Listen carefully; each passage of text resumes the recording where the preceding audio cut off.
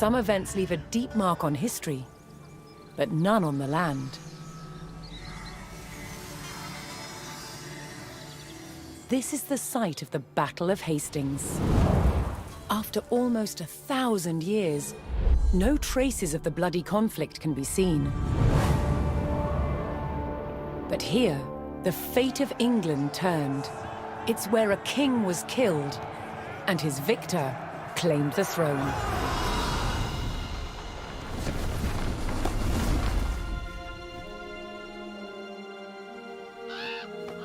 October 14th, 1066. We know what happened here on this day, thanks to this. The Bayeux Tapestry. A carefully preserved, illustrated record of events. It shows the main players.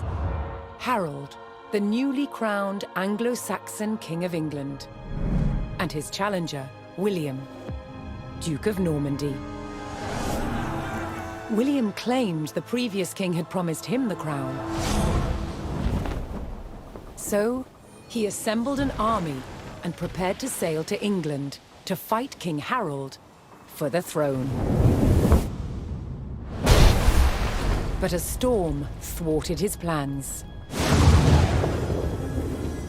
Meanwhile, Harold discovered that a Viking invasion had landed in the north. Another threat to his crown. So he raced to fight them. In France, William waited for the right conditions to sail across the Channel to England.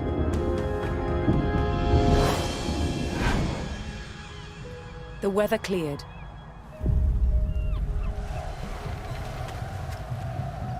He seized his chance.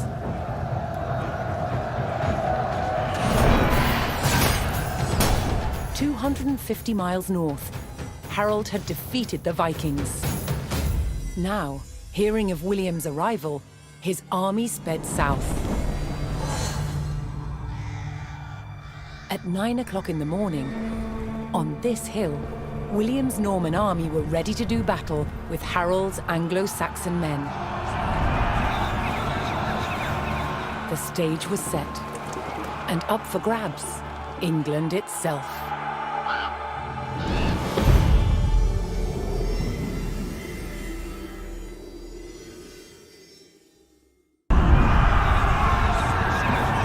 At the Battle of Hastings, the death of one man changed the course of history. The Anglo-Saxon King Harold was killed here, on England's south coast. His army defeated by William of Normandy. Anglo-Saxon rule was over forever.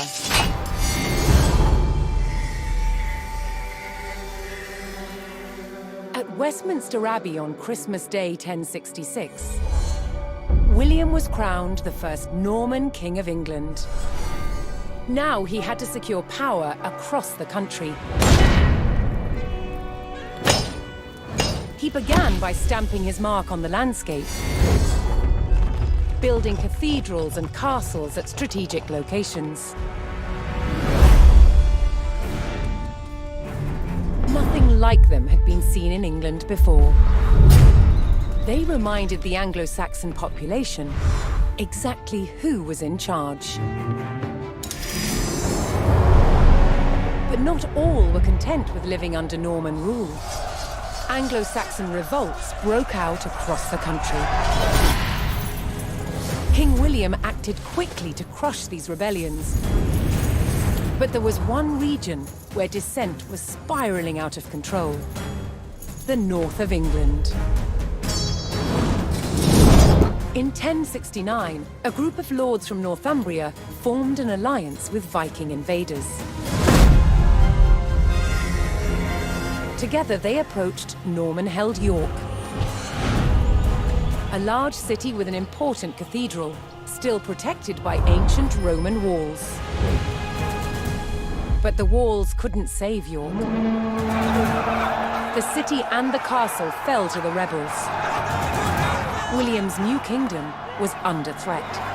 He had to get the city back under Norman control.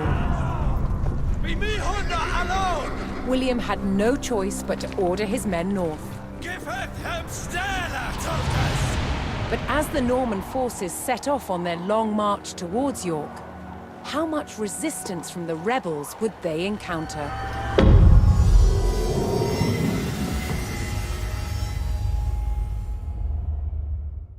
William the Conqueror had recaptured York from the rebels. Now he wanted to teach them a lesson for defying him.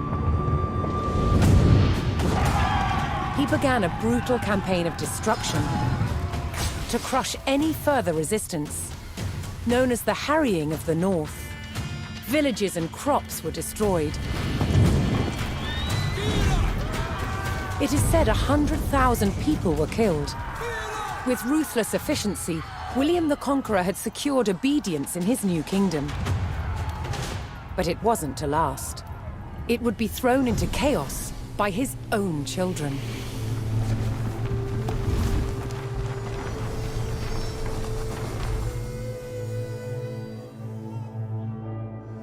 When William the Conqueror died in 1087, his favorite son succeeded him, King William II, known as William Rufus. But 13 years into his reign, disaster struck. While out hunting, he was killed.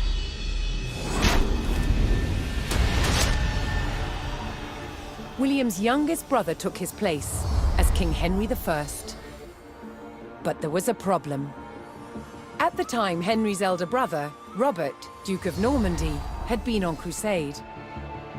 When he returned, he was furious that Henry had grabbed the throne. From Normandy, Robert attempted to invade England to claim the crown from his brother. But he failed and returned home. In retaliation, Henry struck back. In a reversal of 1066, he crossed the Channel and invaded Normandy, intent on undermining his brother Robert's rule. His first target was Bayeux. This rich and splendid city was one of the jewels of Normandy. Henry was to begin his campaign by unleashing his forces on the city.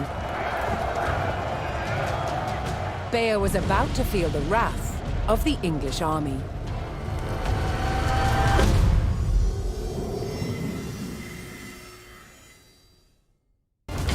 While Bayeux burned, King Henry pressed his advantage. Seizing key fortifications and buying the loyalty of powerful lords, Henry loosened his brother's grip over Normandy. At Tinchebray in 1106, brother would fight brother for final claim to their father's lands.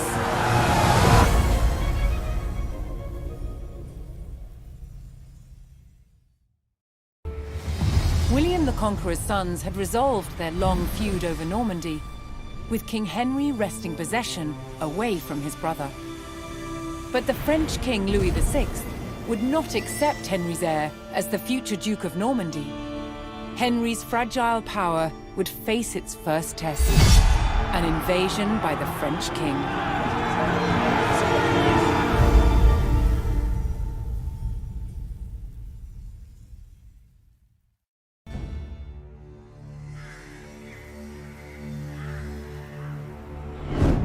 After England defeated the French at the Battle of Bremule, Normandy was back in King Henry's hands. But 1 year later, his good fortune turned to tragedy. In 1120, his son and heir William Adelin died in a shipwreck. The future of Henry I's kingdom was in jeopardy.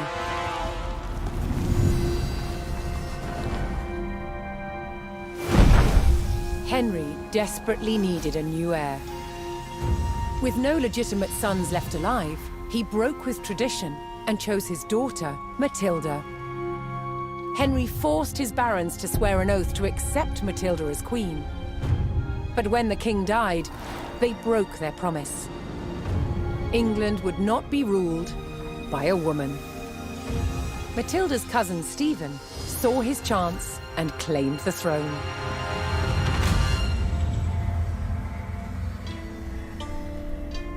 The crisis moved to the capital. At Westminster Abbey, Stephen was crowned king, but Matilda wanted what was hers. She was also lining up powerful supporters who would fight Stephen for her right to rule. Their conflict engulfed England in civil war. Fighting raged throughout the land. In 1141, everything focused on one of the kingdom's most strategic cities, Lincoln. Matilda's allies had commandeered the castle. But King Stephen was determined to take it back. He besieged the castle. Stalemate. As dawn broke on February the 2nd, everything was about to change. Matilda's half-brother, Robert of Gloucester, raced to break the siege. As Robert's forces approached Lincoln, Stephen's army turned away from the castle to face them. Robert could win Matilda the crown, but only if his army could win the day.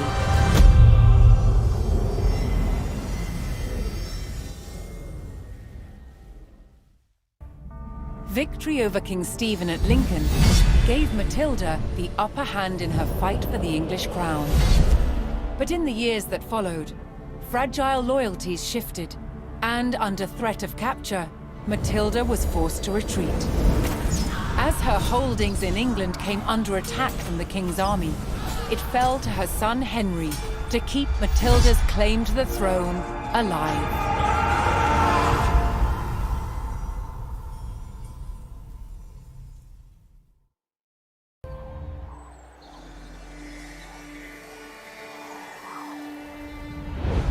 At Wallingford, in the shadow of the castle, Matilda's faction, commanded by her son Henry, proved it was still willing to fight King Stephen for the crown. But after 15 years of conflict, both sides had had enough. So, they made a deal. Matilda would surrender her claim to the throne on condition that when Stephen died, her eldest living son Henry would succeed him.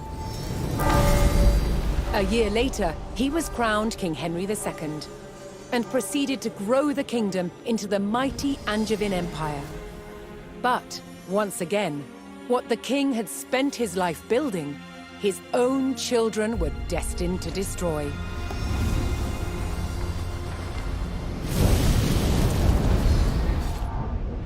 King Henry II had 4 surviving legitimate sons, and he planned to divide up his kingdom between them. But they fought bitterly for dominance. Against the odds, Henry's youngest son, John, became king. But King John was deeply unpopular.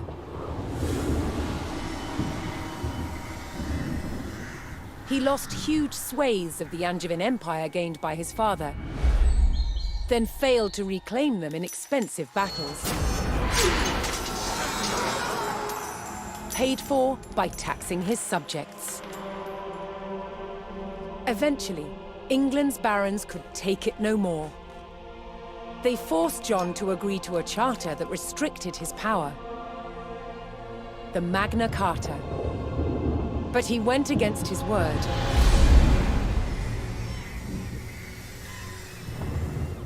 Furious, they rebelled, inviting Prince Louis of France to invade England. In 1216, Louis sailed to Dover and set his sights on taking this, Dover Castle. Held by forces loyal to King John, it was commanded by Hubert de Burgh. He described the castle as the key to England. He was right. If it fell to the French, so would the kingdom.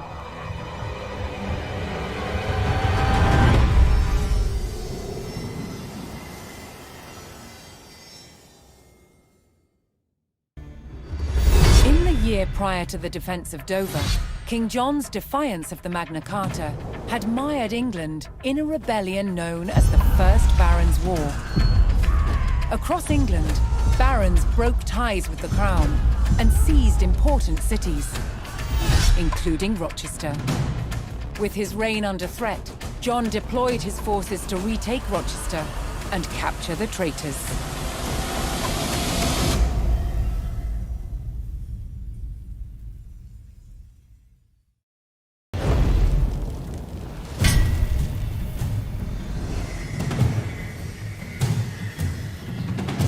When forces loyal to King John undermined Rochester Castle, it spelled doom for the rebels inside. Within days, they had surrendered. But the rebel barons weren't done yet.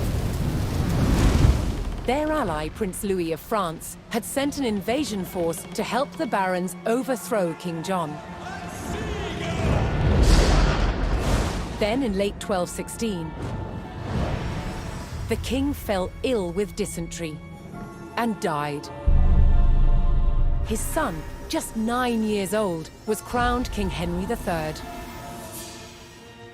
It was now up to the young king's regent, the 70-year-old legendary knight William Marshal, to protect the crown. He faced a near impossible challenge. England was crumbling. Rebels were taking town after town. But William Marshal bided his time and prepared to defeat the rebels. Then in May 1217, he got the chance that he'd been waiting for. William discovered that the rebels planned to simultaneously besiege both Dover Castle and Lincoln Castle.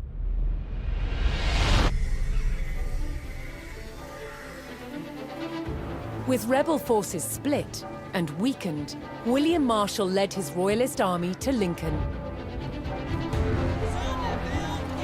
The castle on one side of the city was still controlled by royalists, under its formidable constable, Lady Nicola de la Haye. But the streets of the city were under rebel control. On May 20th, 1217, the Royalist Relief Force, led by William Marshal, arrived to retake the rebel-controlled city. The future of England rode on the success of this mission.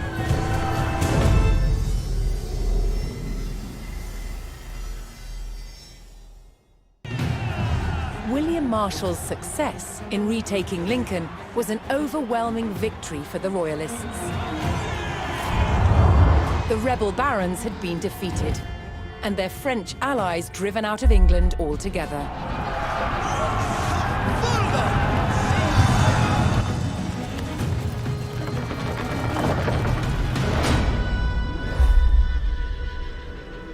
William Marshal now focused on creating a stable kingdom for the young King Henry III.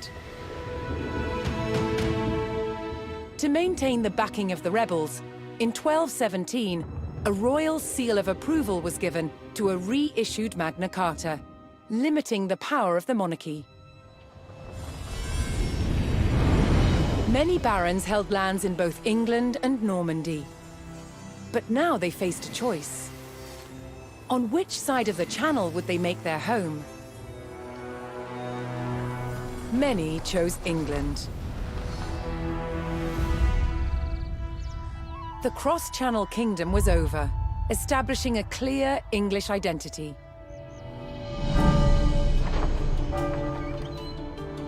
But the impact of the Normans on England's evolution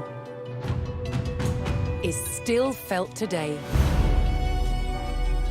Almost 1,000 years later, the surviving Norman castles and cathedrals still dominate the landscape.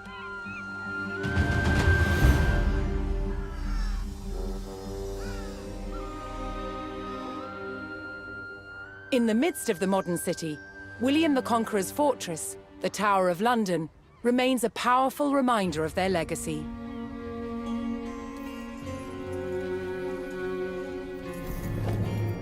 But it's the unseen influence of the Normans that endures.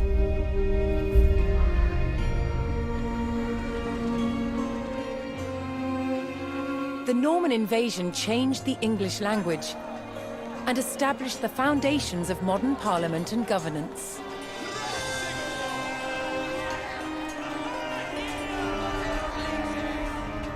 And it's all because one man, William the Conqueror, claimed the English crown that he believed by rights was his. The Normans conquered a country and changed the course of England forever.